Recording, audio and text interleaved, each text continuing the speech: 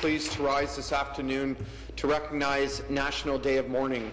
On April 28th each year, it is a time to commemorate workers who have been injured, killed, or suffered any illnesses due to workplace incidents and related hazards.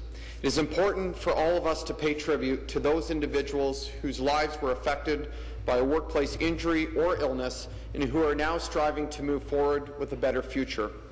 Today is also a day to remember all those whose lives were cut short.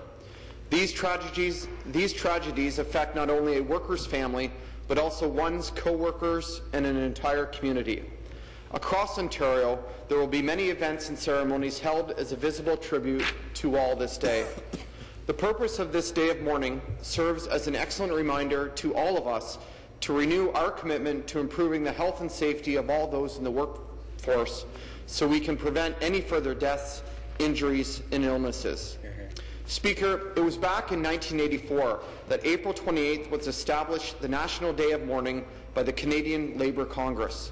In 1991, Canada's federal government passed legislation to recognize this day, and since then it has become an international movement. This year in particular marks exactly 100 years since the Workmen's Compensation Act was passed right here in Ontario, the important legislation that provides basic protection for workers and their employers to this very day. Sadly, today reminds me of a loss close to home. A young man living in the Melbourne area, Jim Sanford, died in the hospital due to his injuries a few years ago. He was employed by an elevator business and had fallen while working on the elevators in the City of London. While Ontario and in Canada overall has made great progress on workplace safety, the number and rate of workplace fatalities and accidents is still unacceptably high. We may have some of the best health and safety legislation, yet the number of workers that are affected has failed to decrease.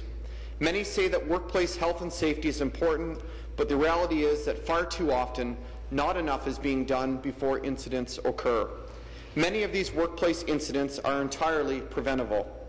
Ontario can do better, and by enforcing the laws we have put in place, we can save even more workers' lives.